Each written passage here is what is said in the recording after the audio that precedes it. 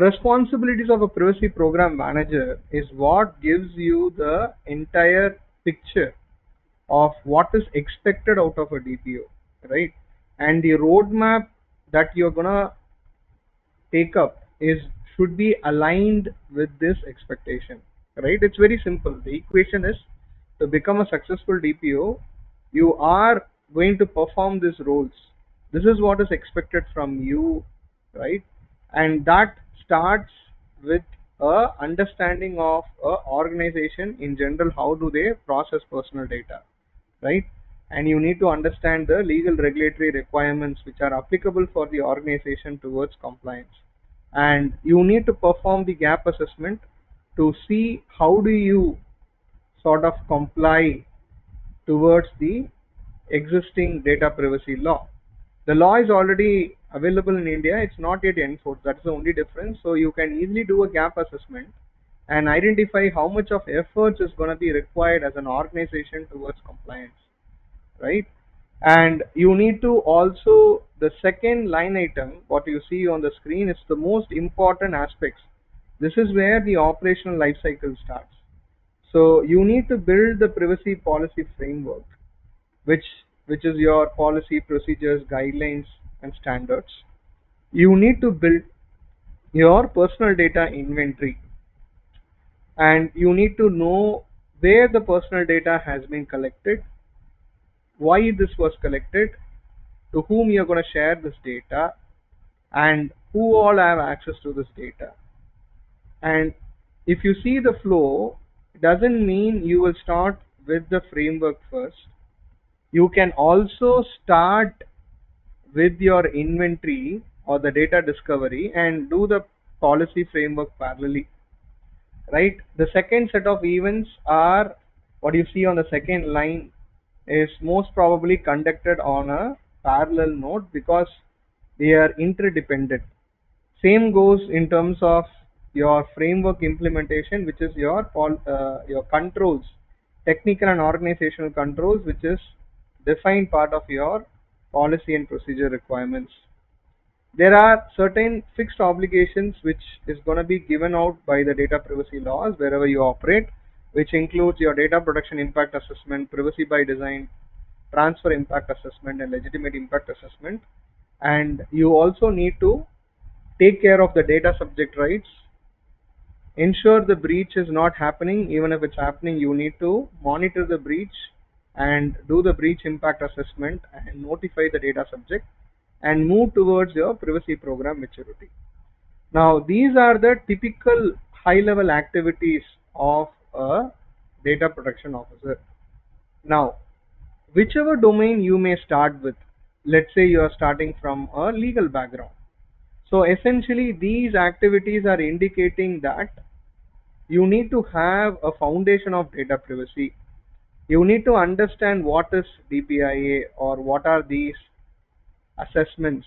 How do you tackle the data subject rights? Correct?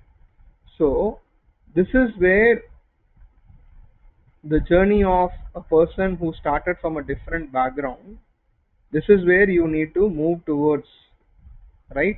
Achieving the skill set. And the course, whatever we are discussing, which I said, is exactly towards whatever is required for a DPO, right? If you go to the first screen, this is what we will discuss part of this curriculum. There is data privacy governance, which helps you with the foundation. Data discovery, ROPA, is nothing but records of processing activity. How do you manage consent and cookies? How do you handle various assessments? How do you handle data subject rights? How do you handle data breach? And how do you handle vendor management, right? I'm just giving a linear mapping. This is how the journey of any person who is new to data privacy, and this is what is expected from you, and this is what going to be covered. Okay, I'm bringing the exact lines which is required from two important laws. One is GDPR, and GDPR is considered as a gold standard when it comes to data privacy law. Many other data privacy laws around the world are inspired from GDPR. So then another perspective is the DPDP Act, which is gonna be a legal requirement for the Indian companies to comply, right? So in this case, if you look at both these laws, they are very clear that the DPO is a person who is gonna take care of the entire privacy compliance, right? They will be the single point of contact between the authorities and the data subject, and they are gonna monitor the compliance periodically and assurance of the compliance to the top management and the authorities. Interestingly, in the DPDP Act, DPO is someone who is to be mandated for a significant data fiduciary, and they will be sort of reporting to the top management. Okay, and as part of the responsibilities, they have also clearly carved out that you need to do DPIA and ensure data subject rights. You also need to do periodic audits. Okay, so these are some of the responsibilities which are carved out at a very high level. So end of the day, when it comes to GDPR, the DPO is considered as a independent person who is ensuring the compliance with the law. When it comes to India, the significant data fiduciary will follow the same lines, but apart from the significant data fiduciary, most of the other organizations anyways will need to have someone responsible for data privacy compliance, right? So the data privacy compliance is something which gonna be questioned towards a data privacy manager. Either you like calling them as a DPO or a data privacy in India manager in India, that's not gonna make a difference unless you are a significant data fiduciary. Okay. So Akshay is asking a question. Data fiduciary can be a person. Yes. So, and is it typically a team of data privacy analysts? No. Data fiduciary is normal controllers, whichever we processing personal data, and also your analyst and everyone is part of a data privacy team. Okay. Now, what are the qualifications of a DPO? These qualifications of a DPO is something which is, some of them are good practice and some of them are mandated by the law. Okay. So the first is legal expertise. When I say legal expertise, it doesn't mean you need to a law degree. I can give a best example, which I am not from a legal background, but I have trained so many DPOs around the country, right? So when I say legal expertise, it's about your depth of understanding, okay, to interpret the legal statements. For example, the DPDPA Act has come up with around 20 to 30 articles. So what is the interpretation of those statements is what we mean by legal expertise there. So it doesn't mean you all need to pick up a law degree, right? In fact, data privacy compliance is slowly moving towards a direction of technical people, because automation is something which is quite important for medium to large size organization. Okay. Now, technical awareness, definitely you need to understand how to protect personal data, right? So it doesn't mean you need to again be someone like a CISO level depth, but whenever you are doing a assessment, you should have an idea of how personal data should be protected, right? So you need to understand the basic control measures, how to protect the data. So these areas are definitely something which you need to build your knowledge upon. The business skills, which is you're gonna be a spokesperson, right? You need to convince a lot of team. You should have the trait of being a point of contact when it comes to data privacy, whether your top management, with it your outside data subject or regulators. So you are definitely need to have that skill. Independence, especially in GDPR, there is a clear conflict of interest clause which is raised. So you should not end up doing anything that results in a conflict of interest, right? So I'll be elaborating the same in the upcoming slides. Certifications. Usually people see these are some of the certifications which people see. The best combination is CIPPE and CIPM, which is recognized as DPO combination. But each of these certifications cover the theoretical requirement, and you will write an exam and you will pass this exam. Whereas the course which I introduced to you on the very first slide, the one which I take, which is called as DPO hands-on training, which covers the hands-on part of whatever you learn in the theory. Like in CIPPE, CIPM, you will understand that DPIA has to be conducted. These are the circumstances you will do a DPIA. But how do you do a DPIA? We will take a live case and discuss it. We will do a live breach impact assessment part of this. So that is the difference. So the CIPPE and CIPM certifications gives you the recognition in the market that you are ready, and this is recognized by IAPP, right? If you go and check any LinkedIn jobs, you will see CIPPE and CIPM is considered as a gold standard towards applying for any data privacy manager or a DPO role, right? But will it be sufficient? In my view, you still need to be prepared hands-on, right? So that is this entire course is about. It gives you that cushion and delta about how do you perform that job hands-on. Apart from this, what is a conflict of interest?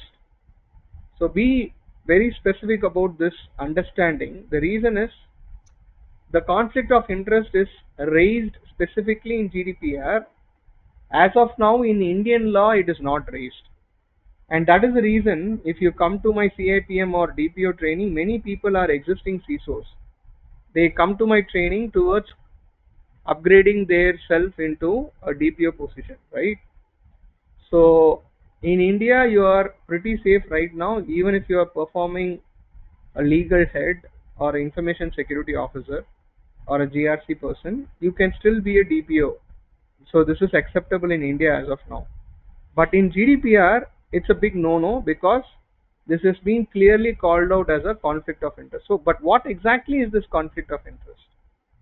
So conflict of interest is something where the organization has a person performing dual roles, and one of the roles is about deciding the purpose of processing and the way how the personal data is going to be processed. It naturally creates a conflict for a DPO. The reason is, if DPO is part of all these decision making, then DPO cannot identify what is the organization doing non-compliant with the data privacy law. So the independence where the DPO should not be part of these decision making, right? And whenever they occupy dual role, example, let's say the CISO, whenever there is a data breach, what will be the priority of the CISO? The CISO will always be towards closing that particular attempt of breach and trying to remediate it as quickly as possible, correct? And this is where the CISO will not be focusing on the data subject, rather looking at their responsibility because their function has failed, which is information security, correct? And that is the reason when a person is deciding on the purpose and the ways and means of processing, naturally it conflicts with the independence of the DPO. So DPO is considered as a quasi-regulator in GDPR, right? So that's the reason you should isolate a DPO from any of the operational decision making. Whatever I said is applicable for GDPR and not for the Indian law. I think in the Indian law, the moment you become a significant data fiduciary, even these statements are valid because there is one line in the Indian law which said that the DPO has to be reporting to the highest management only. So they are following those exact context when it comes to significant data fiduciary. Okay. Okay. So this slide gives you that these are the possibles of conflicting roles, right? And also it leads to, there are, you can get actually a penalty for the same under GDPR. Loss of independence, undermine credibility, and regulatory scrutiny are some of the outcome if the DPO independence is not ensured. What are the successful traits? What are the traits of a successful DPO? My bad. So, if you want to be a successful DPO, you should understand how to interpret the law, right? You should ensure your integrity and independence. You should have a reasonable understanding of risk management.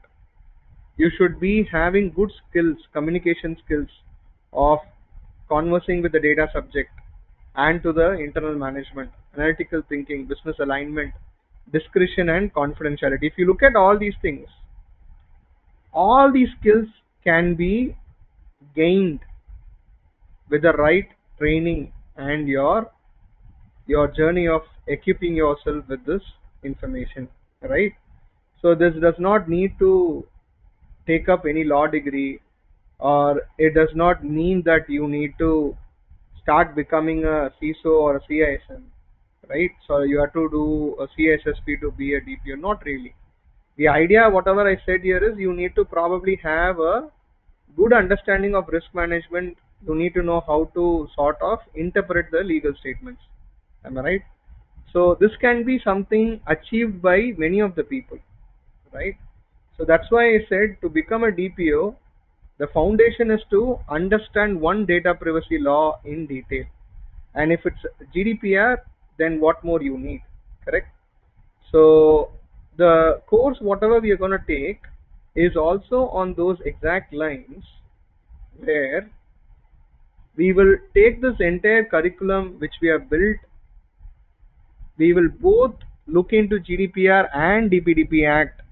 So this will be a great win-win for you. One, you are learning the best gold standard for data privacy, and you are also knowing something specific to the Indian environment, right? So most of the discussion during the training is going to be a comparative view for all these elements. Okay. So I'm just going to give you the glimpses of the training of what we will discuss. We will be discussing on the rationalization. We will discuss how to set up the data privacy team and the governance, the framework, what is privacy notice, privacy policy, and I'll be giving you ample amount of templates which you can use it for your organizations. Whenever you get an opportunity, you can definitely start using it. We'll be discussing on aspects of a live do's and don'ts with privacy notices and policies. We'll be discussing on the controls. We'll discuss on the records of processing activity. How do we build a records of processing activity? Again, what are the do's and don'ts, right? In terms of what is mandated by the Indian law, what is mandated by GDPR, what does it actually mean? How do you build your procedures towards data retention, archival, and deletion, right? And what are the obligations and mistakes when you're doing a ROPA? All this information is coming to you, which is gonna greatly help you for your hands-on work. Okay. We'll be doing a live cookie audit. We'll be discussing on the categories of cookies. We will be discussing how to build a cookie from scratch. We will discuss how to build a cookie banner from scratch. We will discuss on what is the expectation of the law. From this perspective, we will study from GDPR, what GDPR expects to you from a cookie banner. We will do a live cookie audit as well. We will discuss on the DPIA transfer impact assessment. We'll pick up live cases. Okay, we will discuss on LIA. For all these things, it's going to be a hands-on, where we will take a completed assessment. We will run through it and we will understand how to do it, and I'll also share you completed assessments which you can use it in the future whenever you are performing for the organization. There's going to be a plenty of case studies. Whatever you see on the screen is going to be a lot of case studies, which is going to be the way we are going to drive the discussions. It's going to be filled with a lot of examples as well. So what are the data subject rights? What is the workflow of completing data subject rights in terms of your interplay between data subject rights and the lawful basis? Okay. Incident versus breach in terms of your how do you identify the impact on confidentiality, integrity and availability, notification part, and a live data breach impact assessment. So one of my favorite exercise where we will do a live breach impact assessment. Okay, so these case studies will be part of the discussion. Okay, and we will also discuss on the vendor due diligence part.